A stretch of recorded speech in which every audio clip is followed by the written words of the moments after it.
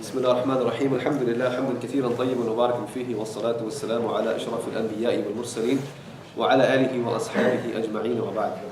Alhamdulillah, this is the second passage of Surah Al-Infitaar. We will finish up the surah inshaAllah. Just a reminder about the first 12 ayat, and the whole theme of this surah in general is again the hereafter. The focus on this surah, the previous surah was the akhirah, the day of judgment, accountability, and the messengership of the Prophet ﷺ. And in this surah, it's purely talking about the hereafter and the accountability aspect of it. And so this is being highlighted here. In the first 12 ayat, again, they talked about how the angels are always with you and they're recording everything you do, and Allah Azza wa Jalla is going to hold you accountable for all of that. And as a natural consequence of hearing something like this kind of a message, the question might come up that, okay, well, what's going to happen then? Right? So again, this is early on in the Meccan period. These surahs, these chapters are being revealed. So this message of, okay, we're going to be held accountable, well, what's going to happen? Right? What's going to happen if we have a good account? What's going to happen if we have a bad account?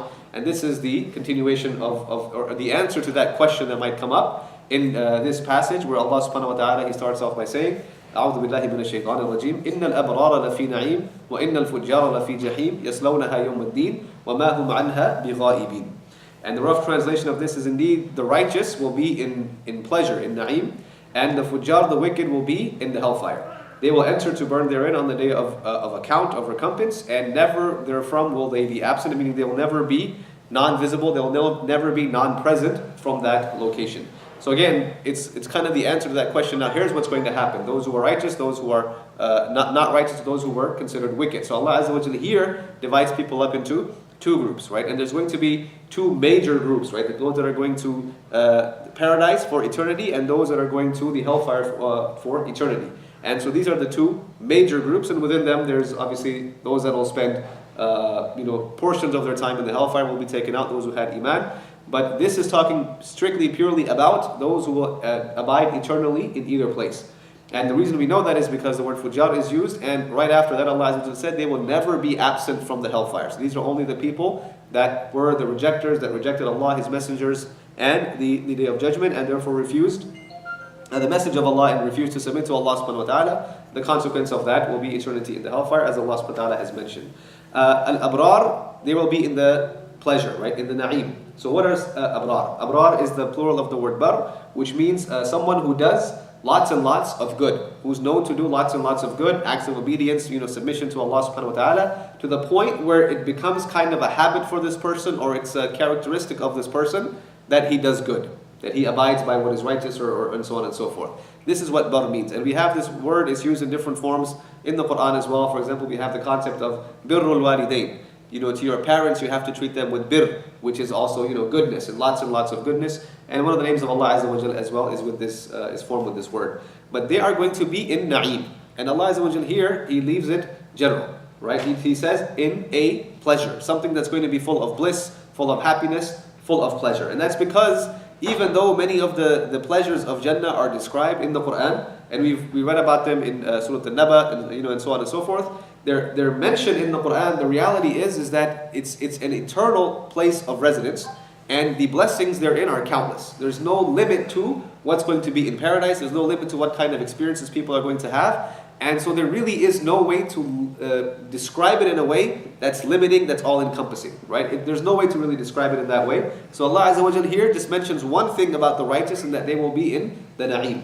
And then He mentions more details about the people of the hellfire. Why? Because again, the focus of the surah is targeting those people who are rejecting the idea of an hereafter. So, they are the ones that are behaving more like the fujjar, the wicked, and so they're detailed more in this passage of the Quran. So in other parts of the Quran, you'll find more descriptions of the people of Jannah, because they're the ones being focused on. Or you'll find kind of an equal balance, because something of establishing a balance within ourselves is being focused on. And here the focus is on these people who are continuously rejecting. So one sentence about those of the righteous that are going to be in eternal pleasure, but then those that are going to be in the hellfire, there's a little bit more detail that is mentioned in order to, and we'll see why, to kind of encourage them to adopt the truth. But na'im, again, it just means, bliss, comfort, happiness, things that give you pleasure, and all of this kind of stuff. And the Prophet ﷺ, in a famous hadith in Sahih Bukhari, he said, where he narrates from Allah subhanahu wa ta'ala. This is a hadith Qudsi. He says, قال الله تعالى أعددت لعباد الصالحين ما لا عين رأت ولا أذن سمعت ولا خطر على قلب بشر فاقرأوا إن شئتم فلا تعلم نفس ما أخفي لها من قرة أعين. So Allah Azza wa Jalla Himself is saying through Hadith Qudsi that I have prepared for my righteous servants what no eye has seen, what no ear has heard, nor has been imagined by any heart. And so read if you wish, and no soul knows what has been hidden for them of comfort for eyes as a reward for what they used to do. And this is an ayah in the Quran, in Surah Al-Sajdah, where Allah subhanahu wa ta'ala says that no soul really knows what has been prepared for it in paradise, right? You just can't really understand and encompass all that is there for the people of Jannah, for the people of paradise. It's a very, very encouraging ayah. And the Prophet ﷺ also said, مَوْضِعُ صَوْتٍ فِي الْجَنَّةِ خَيْرٌ مِنَ الدُّنْيَا وَمَا فِيهَا. That the space of a whip in paradise, right? You can imagine whatever the size of a whip is, maybe like 6 feet, 10 feet, whatever. But the space of a size of a whip in paradise, that much space in paradise is better than what is in this world, right? It's better than this world and all that is in it. Meaning that the types of pleasures you will find even in just a small locality in paradise will be so amazing that they will be better than whatever this world contains, right? But we know, alhamdulillah, that the person that will have the least amount of property in paradise will have 10 times this world, right? The Prophet ﷺ mentioned the last person to enter paradise will be somebody who's removed from the hellfire after having done his sentence or his punishment for whatever it was he did. And he will be placed before the doors of paradise, and it will be told to him, go inside and find your place. And he'll go inside and he'll see that people have already established their palaces and so on and so forth. Everybody already has their places, and he won't find anything for himself. So he'll come back out to the gates of paradise and he'll just sit down. And he will be asked, what's the matter? And he will say, are you kidding with me? Like saying to Allah, are you joking with me? Like you're telling me, oh no, sorry. He will say that everybody has taken their places. And so it will be said to him by Allah Azza wa Jal, what if you were to be given the size of the entire world that you used to live in? Would you be happy with that? And he said, of course I'll be happy with that. And so Allah Azza wa Jal will say, you will have that and 10 times more, right? And many, many times more. And so he will say, are you joking with me? Are you kidding with me? But this is the least amount of, property that will be given to somebody in paradise. SubhanAllah, the size of this world, or many, many times the size of this world. But even then, just the space of, like you can imagine a small room or something, that much space in paradise is, whatever it contains, is better than whatever is in this world and all that is in it, right? So this is, SubhanAllah, this is how Allah Azza wa Jalla has created Jannah. And again, these aren't things we can imagine. These are things we can only, hope for, and we ask Allah Azza wa Jalla that we attain it without having to spend, the blink of an eye in the hellfire. But this is how valuable Jannah is, and therefore that's what some of the scholars they say. Jannah is not cheap. It doesn't come easy. It's not cheap. It is surrounded by difficulties. But here Allah Azza wa Jalla isn't detailing the righteous. He's detailing more on the fujjar or the wicked. So he says, "Innal fujjar lafi jahim." The fujjar are those. The translation says wicked. It means those who are. It's the opposite now of bar, which is the person whose habit is doing good, right? So the fujjar are the ones whose habit is doing evil or acts of disobedience, right? Breaking the boundaries set by Allah subhanahu wa ta'ala, disobeying Allah Azza wa Jal, so much so to the point that it becomes a habit for this person. Right, so this is now, the two opposites. And so those who disobey Allah, and specifically the disbelievers in Allah subhanahu wa ta'ala, the Messenger sallallahu alayhi wa sallam, and the hereafter, because these are the people that are being addressed, and because they will abide eternally. So two details are mentioned about them. Number one, that they will burn in the hellfire on the day of account. يَصْلَوْنَهَا يَوْمَ الدِّينِ. And the word yaslawun, they will burn, it's kind of like the heat of the hellfire itself will cause them to burn. Right? The heat of the hellfire itself will cause them to burn, so you can imagine what the fire itself will actually do to them. But just the heat of the hellfire will cause them to burn on the day of account. And he's mentioning this, why? Because these are people that are rejecting this, that regardless now of the fact they know that they will be held accountable, and when you're held accountable, you will suffer the consequences of your actions. And Allah says, وَمَا هُمْ عَنْهَا بِغَائِبِينَ, that they will not be absent from there, meaning they will be punished eternally, and they won't be allowed an escape. Right? And so this is obviously a very, very scary verse of the Quran.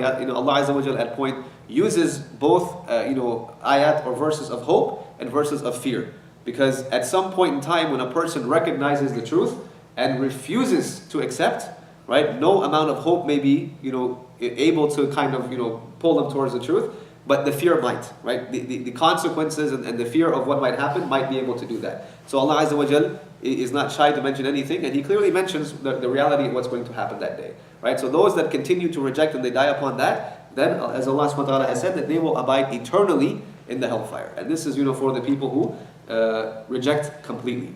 And then Allah Azza wa Jalla says, وَمَا أَدْرَاكَ مَا يَوْمُ الدِّينِ. And what will make you know what is the day of account? ثُمَّ مَا أَدْرَاكَ مَا يَوْمُ الدِّينِ. Then again, what will make you know what is the day of account? يَوْمَ لَا تَمْلِكُ نَفْسٌ لِنَفْسٍ شَيْئًا وَالْأَمْرُ يَوْمَئِذٍ لِلَّهِ. It is a day that no soul will possess anything for any other soul, and the entire matter or the entire affair that day will belong only to Allah subhanahu wa ta'ala. Now in ayat number 17 and 18, there's repetition. The same phrase is repeated twice. وَمَا أَدْرَاكَ مَا يَوْمُ الدِّينِ ثُمَّ مَا أَدْرَاكَ مَا يَوْمُ الدِّينِ. And repetition in the Quran is something that we see many times in different ways. And there's always a reason for it, right? And so a lot of people that maybe don't understand the Arabic language would say, well, repeating yourself doesn't make any sense, right? But in the Arabic language, in the style of the Quran specifically, but also amongst the Arabs, repeating yourself has value. And it even has value in the English language as well. So we use it ourselves. We may not realize it, but we use it ourselves. And the example is if you catch your child maybe doing something wrong, right? And you stand in front of them and you're like, what is this? And they don't answer, and you say it again, what is this, right? Or you don't even wait for them to answer. But just your repeating has this aspect of like a threat or a warning or something, or that you're upset. It gets a message across when you just repeat what you said, right? So there is something, there's value in repetition, and we have to see what is the value in the different forms of repetition that are used in the Quran. And so sometimes a phrase will be repeated, a word will be repeated, hayhata, hayhata, ma tu'adun, right? Sometimes messages will be repeated over and over again. So there's different uses of repetition that the Quran has. In this ayah here, one of the things Imam Suyuti points out is that repetition is a higher form of emphasis, right? So there in Arabic language we have letters that are used, or words that are used to give emphasis. Inna, the letter lam, right? The letter waw or ba at times they can be used to give emphasis. But repeating a word or a phrase is a higher form of emphasis. It just gives even more emphasis to what is being said. So here the phrase is being repeated. وَمَا أَدْرَاكَ مَا يَوْمُ الدِّينِ ثُمَّ مَا أَدْرَاكَ مَا يَوْمُ الدِّينِ. What will really make you understand what that day is? What is going to make you understand what that day is? And some of the scholars, they said the first time it's being said to the believers, the second time it's being said to the disbelievers because of the last ayah in this surah. But here we know that it's just talking about the severity of the day of judgment. And what is one of the most severe things that people will realize on the day of judgment? That يَوْمَ لَا تَمْلِكُ نَفْسٌ لِنَفْسٍ شَيْئًا وَالْأَمْرُ يَوْمَئِذٍ لِلَّهِ. That no soul is going, that's a day where no one is going to be able to help anyone in any way, shape or form. Now we understand that anything that happens in this dunya, it happens because Allah subhanahu wa ta'ala makes it happen. But from our perspective, it happens through the means of people that Allah Azza wa Jalla has made available for us. Right? So a child, when he wants food, he goes to his parents, or she goes to his parents, right? When we need help, we know it comes from Allah, but we go to the means that will give us that help. So on that day, and we already talked about in Surah Abasa, right? يَوْمَ يَفِرُّ الْمَرْءُ مِنْ أَخِيهِ وَأُمِّهِ وَأَبِيهِ وَصَاحِبَتِهِ وَبَنِيهِ. That's a day where people will be running away from their mother, their father, their sons, their daughters, their companions. They will be running away from everybody, meaning no one is going to be there to provide any kind of means for any kind of help on that day. And so everybody's going to be on their own. Every single person is going to be on their own, and you're not going to be able to go to anyone for any type of help. And so Allah Azza wa Jalla says that the only thing that is, you'll truly realize on that day that the matter and the affair is only in the hands of Allah. It's only in the hands of Allah, and it's going to be you and Allah subhanahu wa ta'ala one-on-one with your record of deeds and all that you did. وَالْأَمْرُ يَوْمَئِذٍ لِلَّهِ. And Allah Azza wa Jalla will make the decisions that day. He is going to, lay down the law. He's going to tell you what's going to happen. Here's what your record says. Here's what your deeds are. And then, inshallah, by the grace of Allah Azza wa Jalla for the believers, the mercy of Allah Azza wa Jalla is the greatest thing that we hope for, right? The mercy of Allah subhanahu wa ta'ala to, inshallah, forgive us and to admit us into paradise. But also Allah Azza wa Jalla is just. And that's why early on in this same surah, Allah says, مَا غَرَّكَ بِرَبِّكَ الْكَرِيمِ. What has deluded you from your master, your Lord, the most generous, right? Meaning don't let His generosity delude you into thinking that He's not just, that He won't hold you accountable for the negative things or the bad things that you do. So inshallah, with this we finished the surah. Alhamdulillah, it was a short passage. Inshallah, next week we'll start Surah Al-Mutaffifin, which is a long surah, one of the longer surahs in the last juz of the Quran. And it contains many, many important messages, inshallah, especially for those of you that own a business. Inshallah, we'll talk about that. But if there are any comments, questions, or points of discussion, please feel free to ask.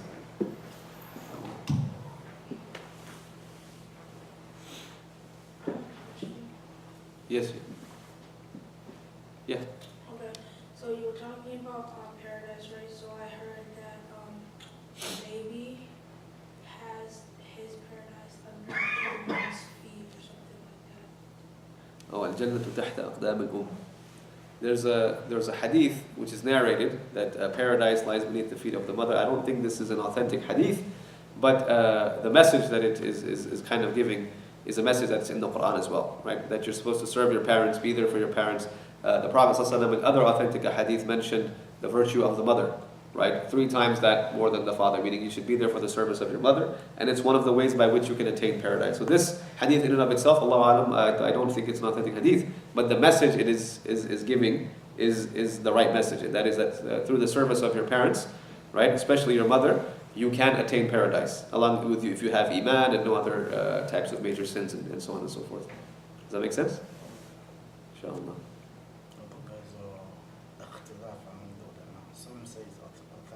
Some say it's not authentic. Allah. No, yes. It's just a question. The last 2 ayah also will help anyone else in the affairs with Allah subhanahu wa ta'ala. Yes. So a lot of times, like, it feels like, a lot of times we kind of like disobey or come short with a lot because, out of peer pressure or something like that. It's kind of like crushing that kind of idea that, that there's the idea that it's like nobody going to help anybody. It's just the whole decision. Actually, you have to do it for sake of the Yeah, no, alhamdulillah, that's a great point. And the message of the Quran is that you will be held accountable for what you did.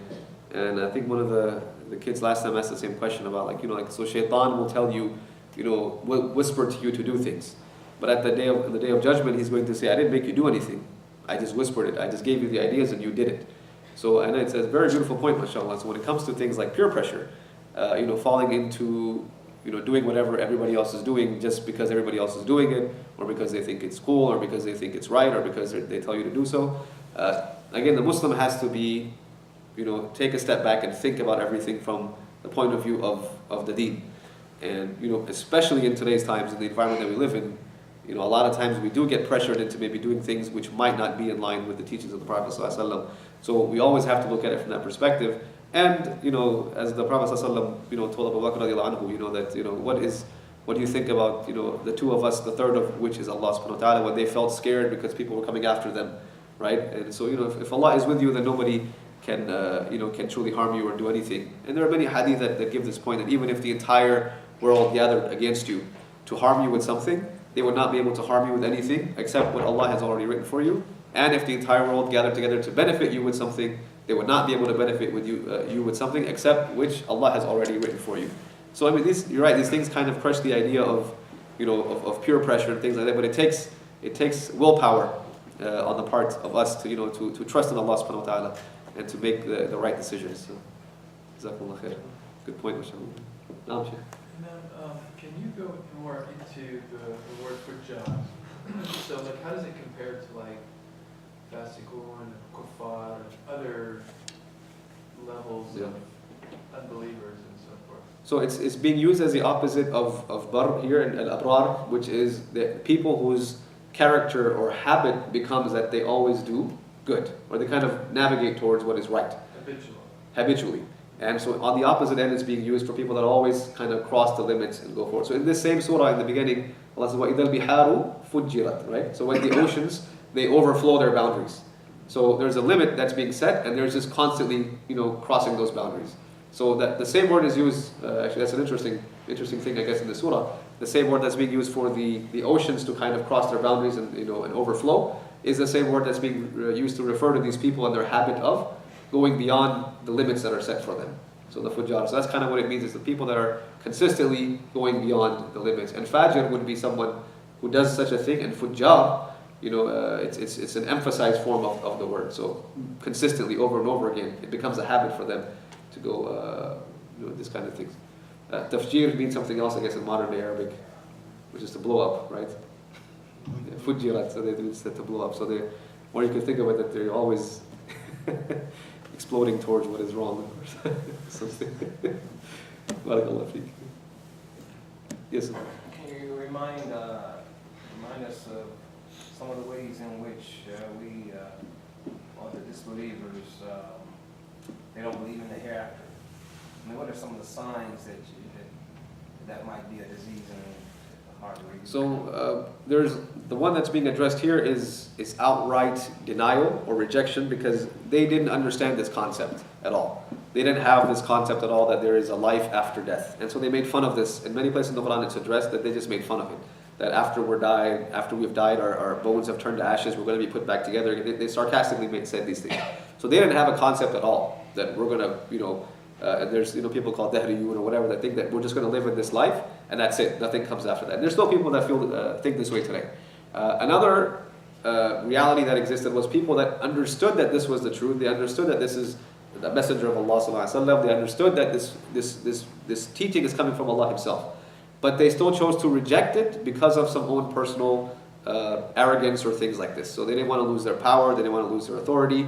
So they knowingly that this is going to happen, reject it, just kind of hoping they could get away with something. So some of them said things, and it's in the Quran like, oh, okay, well, on that day, if I'm going to be punished, I will exchange all the wealth that I have for, paradise. I'll give Allah whatever. I'll make a trade with Allah. Right? So they came up with these foolish ideas that, whatever I have now, maybe I can use that to save myself in the hereafter. So different forms of this exist, but the main point is holding yourself accountable for your actions.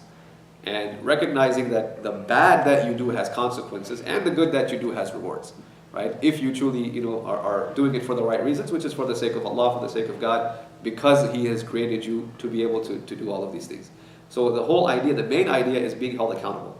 And so a lot of times, and we do see this, that people that don't have this concept of, I will be held accountable for everything that I'm doing before God and judged, then they might not, gravitate. What's the point of doing good? What's the point of giving my money to somebody else who's poor? Why don't I just use it to get, more pleasure for myself?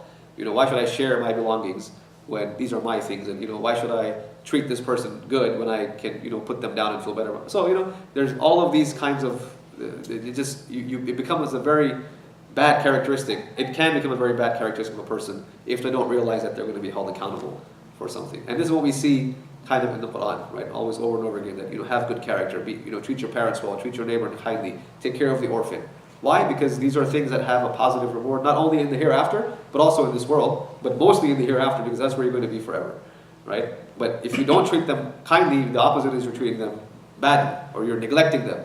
And so therefore, they're suffering, and you're not, sharing the wealth, which you don't really earn yourself. Allah gave it to you, for this purpose, and so you're not using it in the right way, and so on and so forth. So it can manifest itself in different ways. But here, the main thing that's being addressed here is either outright rejection of the concept, or knowingly rejecting or refusing to submit to it because of some personal worldly reasons. Yeah? Hope that makes sense. It's kind of a long-winded answer. No, sure. Based on what Brother Ridwan said earlier, I was thinking it's been a long time since I read this Tafsir, so I'm not sure if this is right or not. The very last ayah, where the Amr is for Allah alone, can one view it in a sense where and look at it, as if Allah is calling the people to Tawheed, that all their gods that they're worshipping would have no power on that day? Yeah. And go ahead. Yeah. So, it's just that the context of the ayah specifically, يَوْمَ لَا يَتَمْلِكُ نَفْسٌ نَفْسًا شَيْئًا وَالْأَمْرُ يَوْمَئِذٍ, on that day. Lillah. But obviously, as we know, the amr is belonging to Allah subhanahu wa ta'ala. And so the point is still being made that, it's not only that day that it belongs to Allah, it obviously belongs to Allah outright and period. And again, the whole surah, the whole Quran is calling towards Tawheed with almost, I think, every message. One of the main messages of the Quran is Tawheed, and that there's only one Allah Azza wa Jalla, and only submission is only to Him in anything. So, Allah Alam. But here, just the context specifically is referring to Yoma, that as a description of that day, the Yom ad-Din, and Yoma Idin again on that day, meaning the hereafter specifically. Yes, sister. Sorry. So is there any passage in the Quran that talks about the people who are going to do partially in the hellfire? The concept is there. I can't think of anything right now, off the top of my head. Or do we know it from any hadith? No, definitely. So I mean, the concept is there because of the ayat of the Quran and the hadith. I just can't think of a specific ayah right now, but definitely we'll look that up and we can find that for you. Definitely in the hadith, yeah, because the shafa'ah of the Prophet ﷺ, the intercession of the Prophet ﷺ will continue in that people will be removed from the hellfire and admitted into paradise. So these are definitely in the hadith literature, and I'm positive there's something in the Quran about it as well, but I just can't think of it off the top of my head right now. Jazakallah khair. Any other questions or comments, inshallah? The Friday evening program with 99 names, is it still on? Because last time Brother Ahmed mentioned there was some consideration was being given for some other program to be on Friday evening. So it'll still be ongoing, Brother Ahmed has suggested to kind of alternate between that and some other topic, Oh, I see. because it's a time where people can also gather and discuss maybe other major issues that are happening in the community. But So we'll probably end up doing is alternating every other Friday the 99 names of Allah, I see. and then every other Friday between Some that, other- some other topic that's maybe a little relevant to what's kind of going on in our societies, or maybe problems that the youth are facing or that we're facing as a community, and things like this, inshallah. But I think we have May left, and then Ramadan is starting in June, inshallah. May Allah Azza wa Jalla give us So lives to see this This Ramadan. Friday will be the alternate? Or it will be the Right now it's still the same, inshallah. Right now it's still the 99. same. Yes, it should be still the same, inshallah. And for the other subject, whom should we talk to? Suppose I had a subject. No, please talk to me, talk about Ahmad Ali himself. We're always Oh, I looking see. for ideas. So you or Yeah. Brother? Okay. Please, yes, please give us your suggestions. Jazakallah Okay. khair. Okay. Alhamdulillah. Barakallah. سبحانك اللهم وبحمدك اشهد ان لا اله الا انت استغفرك واتوب اليك وجزاكم الله خير.